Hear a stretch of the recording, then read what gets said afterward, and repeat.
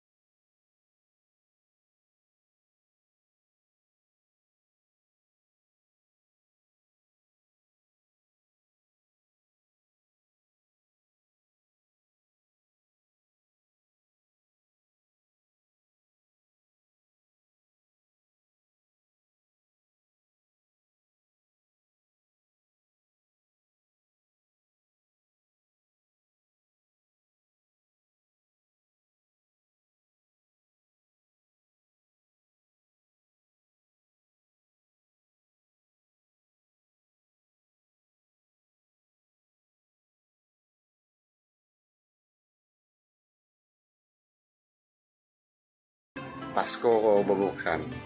Ayan. Last year kasi nag-ano rin ako, nag-ipon ako eh. Ano naman yun? Pagka kumita konti, nahulog ko dun sa ano ko. Sa mayroon akong tangke ng priyon.